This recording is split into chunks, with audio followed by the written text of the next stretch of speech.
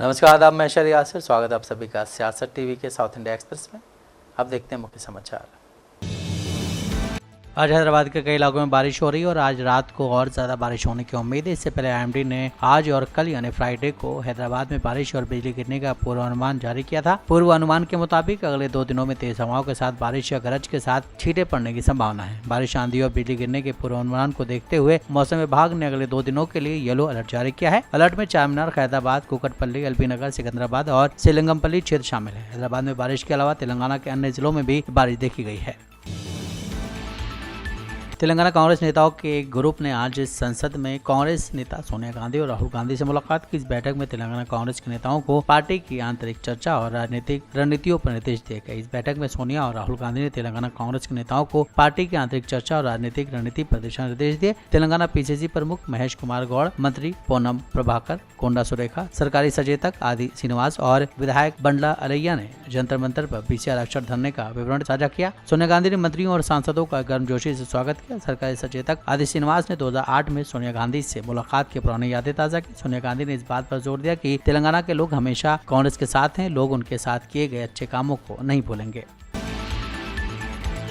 University of Hyderabad के students जो राज्य सरकार द्वारा कांचा कच्चीपावली में जैव विविधता से समृद्ध भूमि के विनाश और नीलामी का जोरदार विरोध कर रहे हैं, उन्होंने अब आज से भूख हड़ताल शुरू कर दी है। यूनिवर्सिटी छात्र संघ के महासचिव सहित लगभग 20 छात्र वन विनाश को तत्काल रोकने और यूनिवर्सिटी परिसर से बुलडोजर हटाने की मांग को लेकर यूनिवर्सिटी के उत्तरी गेट पर भूख हड़ताल पर बैठ गए हैं। उन्होंने यूनिवर्सिटी के पूर्वी परिसर में तैनात पुलिसकर्मियों की बड़ी टुकड़ी को वापस लेने की भी मांग की है। एबीवीपी इकाई से जुड़े छात्र भी यूनिवर्सिटी के मुख्य द्वार पर अपना विरोध प्रदर्शन जारी रखे हुए हैं। वह सरकार से फॉरेस्ट की कटाई रोकने और जमीन की नीलामी के फैसले को रद्द करने की मांग कर रहे हैं। एमआईएम के अध्यक्ष और हैदराबाद से सांसद असदुद्दीन ओवैसी ने बुधवार को लोकसभा में वक्फ संशोधन विधेयक 2025 का विरोध करते हुए इसके मसौदे की कॉपी फाड़ दी। सदन में विधेयक पर चर्चा में भाग लेते हुए ओवैसी ने कहा कि भारत के ईमान पर हमला है और मुसलमानों को अपमानित करने के लिए लाया गया है। उन्होंने कहा कि इस विधेयक को लेकर प्रधानमंत्री नरेंद्र मोदी ने देश के सबसे बड़े अल्पसंख्यक समूह के खिलाफ जंग छेड़ दी है। असदुद्दीन ओवैसी के भाषण का वीडियो सोशल मीडिया पर शेयर करते हुए दिल्ली एमआईएम के अध्यक्ष शोएब जमाई ने प्रतिक्रिया दी है। उन्होंने लिखा है कि एक अकेला ही बुज़दिलों की भीड़ के लिए काफी है। बैरिस्टर असदुद्दीन ओवैसी साहब ने विरोध दर्ज करने के लिए वक्फ बिल की कॉपी को संसद में भाषण के दौरान फाड़ दिया। याद कीजिए, उन्होंने सीए कानून के बिल को भी संसद में फाड़ दिया था। बिहार की एक महिला मजदूर के साथ 2 युवकों ने उसके साथ कथित रूप से रेप किया है। वहां की पुलिस ने आज इसकी जानकारी दी है। पुलिस ने बताया कि यह घटना बुधवार की देर रात केआरपुरम रेलवे स्टेशन के पास हुई। पुलिस ने दोनों आरोपियों को गिरफ्तार कर लिया है। महादेवपुरा पुलिस स्टेशन में मामला दर्ज किया गया। पुलिस ने बताया कि पीड़िता केरल के कटप्पन्ना कस्बे में काम कर रही थी, लेकिन काम से खुश न होने की वजह से उसने घर लौटने का निर्णय लिया। उसने मंगलुरु का टिकट लिया, लेकिन उसी टिकट से वो बेंगलुरु पहुंच गई। पुलिस ने बताया कि शहर में अपने रिश्तेदार को सूचित करने के बाद पीड़िता रात करीब 1:13 पर केआरपुरम रेलवे स्टेशन पहुंची। वहां अपने रिश्तेदार के साथ खाना खाने के लिए महादेवपुरा की ओर जा रही थी। तभी 2 अज्ञात लोगों ने उन्हें रोक लिया और उसके साथ रेप किया।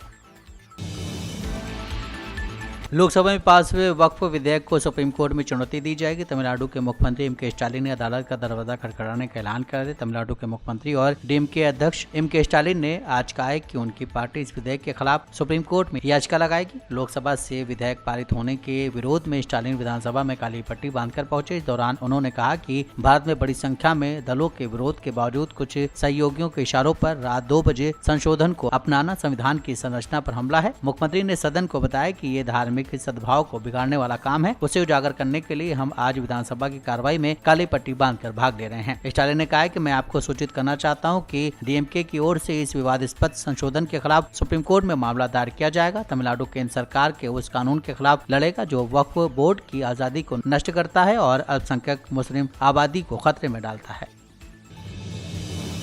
सरकार के दावे पर कि केरल के चर्च वक्फ संशोधन विधेयक के समर्थन में है। कांग्रेस सांसद शशि थरूर ने कहा है कि हमें उनसे बात करनी होगी और उन्हें समझाना होगा। हम एक मध्यम समाधान चाहते हैं। ये विधेयक अब राज्यसभा में आ गया है। सभी दलों का कहना है कि मुस्लिम समुदाय के अधिकारों की रक्षा की जानी चाहिए। चीज है जो केरल में आपको पता है कि लोग चाहते थे जो इस बिल में आए। ये भी है कि कुछ चीज़ें थे हम इस बिल में जो हमें एक्सेप्ट करना बिल्कुल नामुमकिन था, क्योंकि हम नहीं चाहते हैं कि कोई भी अल्पसंख्या हमारे देश में टारगेटेड लगे कि ये उनके खिलाफ है। तो हम चाहते थे कि एक मॉडरेट सोल्यूशन आ जाए और इसके ऊपर चर्चा करके कुछ कर सकते थे। अंत में मेरे ख्याल में ये जो बिल पास हो गया, अभी राज्यसभा भी जाएगी, वहाँ भी बातचीत होगी, उसके बाद हम देखेंगे अगर ये इसका इम्प्लीमेंटेशन।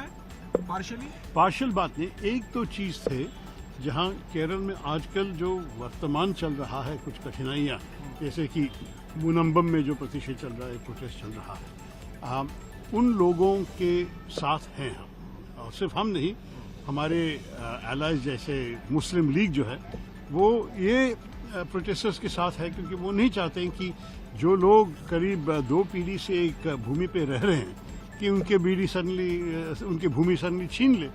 तो इसलिए सारे पार्टी कहते हैं कि इनके हक तो हम रिस्पेक्ट करना चाहिए, और ये भी कांग्रेस एमपी सरकार का क्लेम है सर चर्चेस के सपोर्ट का, उसको आप कैसे देख रहे हैं? सरकार का क्लेम है कि चर्चेस सपोर्ट कर रहे हैं। चर्चेस से बात करके समझाना पड़ेगा, इसमें कोई शक नहीं। साउथ इंडिया एक्सप्रेस में बस इतना ही। मुझे दें इजाज़त, आप बने रहें सियासत टीवी के साथ।